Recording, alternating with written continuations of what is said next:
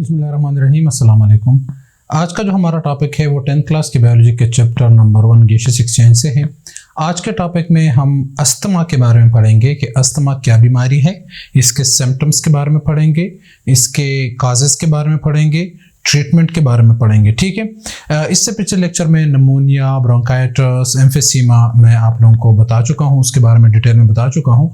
तो आज हम देखेंगे कि अस्थमा क्या चीज़ है। ठीक है, तो सबसे पहले आते हैं डेफिनेशन की तरफ, फिर मैं मैकेनिज्म की तरफ जाऊंगा तो जो कि ज़्यादा डिटेल में है। तो सबसे पहले मैं आप लोगों को बताऊं कि इन्फ्लेमेशन इन द एयरवे।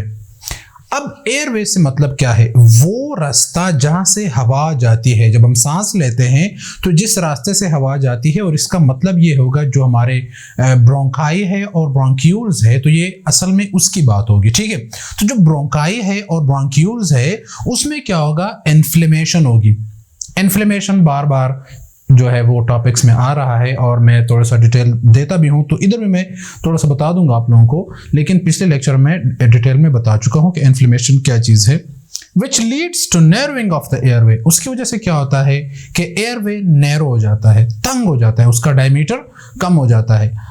अब आप लोग ये कहोगे कि ये तो ब्रोंकाइटिस में भी ऐसा ही था कि ब्रोंक्यूल्स में इन्फ्लेमेशन होती थी जिसकी वजह से उसका जो एयरवे था वो नैरो हो जाता था। तो अस्थमा और ब्रोंकाइटिस में क्या फ़र्क है? तो बेसिकली अस्थमा को एज अ ब्रॉड टर्म में हम इस तरह कह सकते हैं कि अस्थमा एक एलर्जिक रिएक्शन की वजह से होता है। अस्थमा एक ऐसी बीमारी है जो एलर्जिक रिएक्शन की वजह से होता है। ब्रोंकाइटिस मैंने आप लोगों को उसके काजेस वगैरह बता दिए थे, तो इधर ये डिटेल में आप लोग जब पूरा लेक्चर आप लोग देखोगे तो आपको पता चल जाएगा कि अस्थमा और ब्रोंकाइटिस में क्या फ़र्क है। मैं थोड़ा सा जो है डायग्रामेटिकली आप लोगों को समझा दूं तो बहुत ज़्यादा आसानी होगी। फॉर एग्जाम्पल ये हमारे पास क्या चीज़ है? एक एयरवे है। ठीक है, और एयरवे का ये वाला ये देखें। ठीक है, अब जो इसका ऊपर वाला ये मस्कुलर लेयर है तो इसमें जो है ये ब्लड वेसल्स भी होते हैं। इसमें क्या होते हैं? ब्लड वेसल्स भी होते हैं। ठीक है, और ये वाला हिस्सा इसका ऊपर ऊपर क्या होगा? हमारे पास ये मसल्स होंगे। ये क्या है? ये मसल्स है। ठीक है, मसल्स के नीचे ब्लड वेसल्स हैं। अब आप अगर देखें तो ये वाला हिस्सा हमारे पास बचता है किस चीज़ के लिए? फॉर एग्जांपल मैं आप लोगों को बता दूं तो ये वाला जो हिस्सा मैंने ये ड्रॉ कर लिया तो ये हवा के लिए बचता है। ठीक है, हवा का गुजर यहाँ से होता है, यहाँ से हवा गुजरती है। ठीक है, ये फॉर एग्जांपल ब्रोंकाई है या ब्रोंक्यूल्स है। ठीक है, तो क्या होता है कि सडनली असल में मसला क्या होता है? सबसे पहले जो इसका ये लेयर होता है, ये जो सबसे पहले वाला लेयर होता है, ये बिकम मोर सेंसिटिव। ये बहुत ही ज़्यादा सेंसिटिव हो जाता है। मतलब वैसे हसास तो ये होते हैं, लेकिन इस कंडीशन में, अस्थमा की कंडीशन में, ये बहुत ही ज़्यादा सेंसिटिव हो जाते हैं। तो क्या होता है? नॉर्मली देखा जाए तो एयरवे हमारे पास इस तरह होता है और ये इसका नॉर्मल लेयर है। ठीक है, और मैंने आप लोगों को बता दिया कि यहाँ पर हमारे पास क्या है? ब्लड वेसल्स भी मौजूद हैं। ठीक है, तो इसका जो ये ल्यूमन होता है, ये इनर वाला हिस्सा, ये वाला हिस्सा जो होता है ये ल्यूमन, तो ये क्या हो जाता है? ये ज़्यादा सेंसिटिव हो जाता है, बिकम मोर सेंसिटिव। और ये सेंसिटिव किस चीज़ के खिलाफ हो जाता है? एलर्जन। ठीक है, मतलब कोई भी यहाँ से हवा गुजरती है और हवा के साथ साथ मतलब एयर में कोई चीज आ गई जिसको मैं क्या कहूंगा? एलर्जन। अब एलर्जन बजाते खुद जो है वो पैथोजन नहीं है, वो डिजीज नहीं काज करता, लेकिन वो एलर्जी काज करता है। और एलर्जन कोई भी चीज हो सकती है, कुछ भी हो सकता है। ठीक है, एलर्जन कुछ भी हो सकता है। तो फॉर एग्जांपल पॉलन ग्रेन। अब पॉलन ग्रेन कोई डिजीज काजिंग एजेंट तो नहीं है, लेकिन पॉलन ग्रेन एलर्जन हो सकता है खास बंदों के लिए। कुछ लोगों को पॉलन ग्रेन की वजह से एलर्जी होती है। ठीक है, तो अब ये एलर्जन जब यहाँ से गुजर रहा है, ठीक है, तो सडनली क्या होगा? सडनली ये होगा कि ये जो हमारा एयरवे था तो इसका इनर हिस्सा जो है वो सडनली क्या हो जाएगा? कॉन्ट्रैक्ट हो जाएगा।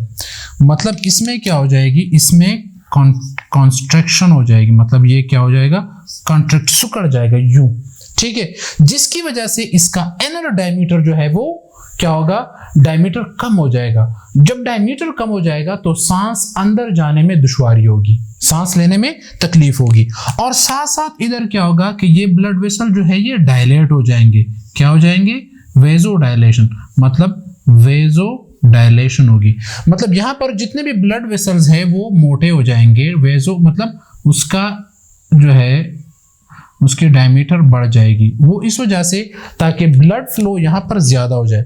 असल में ब्लड फ्लो जो है वो इस वजह से ज़्यादा होता है ताकि वहाँ पर वाइट ब्लड सेल भी पहुँच सके, और यहाँ पर जो जरासीम है वाइट ब्लड सेल यहाँ से माइग्रेट होकर उस जरासीम को किल कर सके।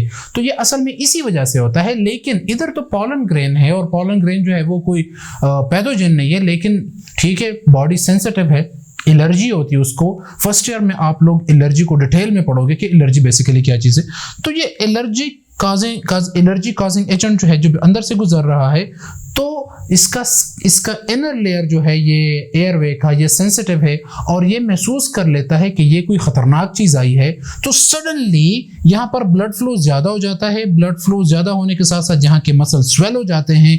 यहाँ के मसल स्वेल हो जाने के साथ साथ यहाँ का जो इनर लेयर है वो कंट्रैक्ट हो जाता है। जब वो फूल जाता है, यहाँ से ये स्वेल हो जाता है, यहाँ से स्वेल हो जाता है, यहाँ से, तो जब ये स्वेल हो जाता है तो अंदर का एरिया कम कर देगा, यहाँ पर क्या हो जाएगा, डायमीटर कम हो जाएगा, तो सांस लेने में दुश्वारी होती है। और कई दफ़ा तो ऐसे होता है कि अगर ये ज़्यादा टाइम तक रहे और ज़्यादा स्वेलिंग इसमें हो जाए, पावरफुल एलर्जन जो है वो एंटर हो गया है और ज़्यादा मकदार में है, तो ये भी हो सकता है कि सांस बंद भी हो सकती है। ठीक है, तो ये तो आ गया इसका मैकेनिज्म। ठीक है, मैं अब आप लोगों को बता दूं कि इसके काजेस क्या है। ठीक है, सबसे पहले बता दिया कि इन्फ्लेमेशन ऑफ द एयरवे में इन्फ्लेमेशन हो गया, इन्फ्लेमेशन की वजह से narrowing of the airway narrow हो गया। ठीक है, तो इसको हम क्या कहते हैं, अस्थमा कहते हैं। और ये अटैक ये प्रोसेस किस वजह से हो गया, ये किस मतलब इसके काजेस क्या है, एलर्जन मतलब एलर्जीज, मतलब कुछ लोगों को पॉलन्स किससे एलर्जी होती है, कुछ को परफ्यूम से एलर्जी होती है, किसी को किसी खास किस्म के खाने से भी एलर्जी होती है, उसकी वजह से भी ये अटैक आ सकता है। स्ट्रॉन्ग इमोशंस की वजह से भी आ सकता है, ज़्यादा परेशानी की वजह से। जब इमोशंस मतलब स्ट्रॉन्ग सैडनेस, मतलब अगर कोई बंदा परेशान है, डिप्रेशन में चला गया, तो उसकी वजह से भी हो सकता है। कोई गम की खबर सुनने के साथ साथ सांस बंद हो जाती है, अस्थमा का अटैक हो जाता है। और साथ साथ में रेस्पिरेटरी इन्फेक्शंस की वजह से अस्थमा हो सकता है। ठीक है, ऑक्यूपेशनल एक्सपोजर, कुछ लोग जो है कुछ ऐसी जगहों पे काम करते हैं जो कि फ्यूम्स वगैरह, परफ्यूम और कुछ खास किस्म के केमिकल्स बनते हैं या पेंट वगैरह बनता है, जिसकी स्मेल की वजह से अस्थमा का अटैक हो सकता है। तो ये भी एक काज है। स्मोकिंग जो है वो एक काज हो सकता है। अगर कोई एक्टिव स्मोकिंग कर रहा है उसकी वजह से भी हो सकती है, या कोई और बंदा सिगरेट पी रहा है और जो धुआं जो है वो आप उसको इनहेल कर लेते हो, पैसिव स्मोकिंग करते हो, या सेकंड हैंड स्मोकिंग भी उसको कहते हैं, तो उसकी वजह से भी हो सकता है। ओबेसिटी भी एक काज है, मतलब ज़्यादा मोटा होना, वजन का ज़्यादा बढ़ना, मतलब अपने बॉडी के 20% से ज़्यादा मास गेन कर लेना, उसको हम क्या कहते हैं, ओबेसिटी कहते हैं। और साथ साथ में एयर पोल्यूशन, हवा में कोई पोल्यूटेंट्स वगैरह, कोई गर्दो गुबार है, जिसकी वजह से भी ये हो सकता है। ठीक है, अब आते हैं सिम्टम्स की तरफ। सिम्टम्स क्या होगा, वीजिंग साउंड, मतलब अगर जब वो सांस लेगा तो एक सीटी की आवाज़ आएगी, एयरवे जो है वो नैरो हो चुका है जिसकी वजह से सीटी की आवाज़ आएगी।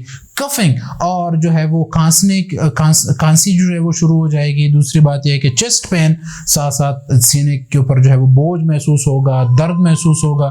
टेकिपनिया मतलब ब्रीथिंग रेट का हाई होना, क्योंकि एयरवे नैरो है, हवा प्रॉपरली नहीं पहुंच रही और आपको चाहिए ऑक्सीजन आपके मेटाबॉलिज्म के लिए, आपके हर एक सेल को जो है वो ऑक्सीजन चाहिए, तो रिक्वायरमेंट्स बढ़ती है। कार्बन डाइऑक्साइड की रेशो ज़्यादा हो जाती है ब्लड में, उधर से ब्रेन जो है वो इम्पल्सेस भेजता है, तो ब्रीथिंग रेट रैपिड हो जाती है। और साथ साथ में हार्ट रेट भी जो है वो रैपिड हो जाती है, ताकि जो ऑक्सीजन उसको मिल रही है वो जल्दी जल्दी पहुंचा सके सेल्स तक, ताकि सेल्स को कोई मसला पेश ना आए या सेल्स की डेथ ना हो।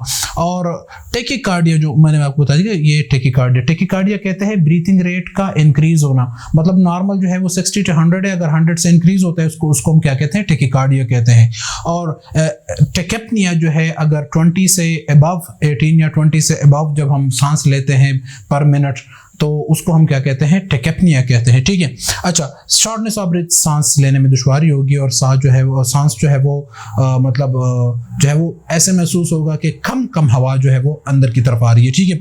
और ट्रीटमेंट, अगर हम आते हैं लास्ट पे इसके ट्रीटमेंट की तरफ, तो ट्रीटमेंट क्विक रिलीफ इनहेलर होता है। इसके लिए नॉर्मली इसका कोई परमानेंट इलाज तो है नहीं वैसे, लेकिन इसके लिए इनहेलर होते हैं।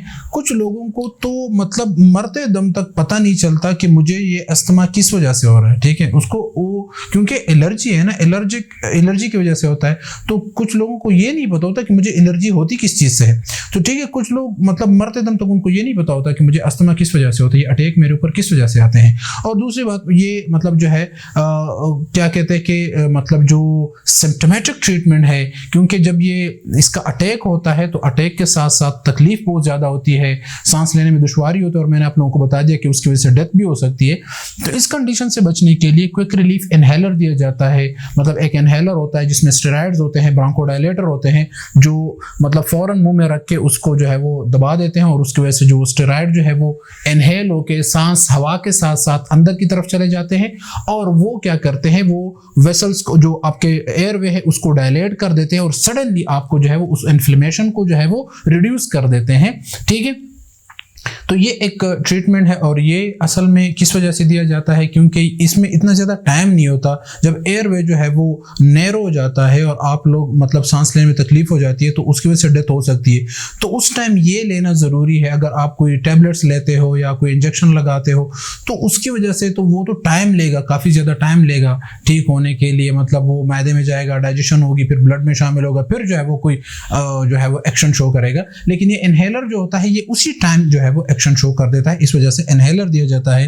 लॉन्ग टर्म के लिए कार्टिकोस्टेरॉइड्स भी लोग लेते हैं ताकि मतलब इस चीज़ से बचा जाए और तकलीफ जो है वो थोड़ी सी कम हो। तो ये सिम्टोमेटिक ट्रीटमेंट होती रहती है। साथ साथ मैंने मैकेनिज्म जो है ये इधर लिखा हुआ है, वो इस वजह से लिखा हुआ है, अगर आप लोग नोट्स बनाते हो तो ये जो मैंने मैकेनिज्म बता दिया ये मैंने इधर भी लिखा हुआ है कि एयरवे बिकम सेंसिटिव। ये एयरवे जो है नॉर्मली सेंसिटिव तो होता है, लेकिन ये ज़्यादा सेंसिटिव जो है वो हो जाता है टुवर्ड एलर्जन। जो एलर्जन होते हैं, एलर्जी कॉजिंग एजेंट होते हैं, अगर वो इसके साथ टकरा जाते हैं तो ये बहुत ज़्यादा सेंसिटिव होता है। Blood flow increase, blood flow जो है वो इंक्रीज हो जाता है, वेसल्स डायलेट हो जाते हैं, वेजोडाइलेशन में लिखा हुआ है, and construction of the airway, और एयरवे जो है वो कॉन्ट्रैक्ट हो जाता है, बहुत ज़्यादा तंग हो जाता है, जिससे सांस लेने में दुश्वारी होती है। तो ये था आज का लेक्चर अस्थमा के ऊपर। आज का हमारा टॉपिक यहीं पर ख़त्म होता है। थैंक यू, अल्लाह हाफिज़।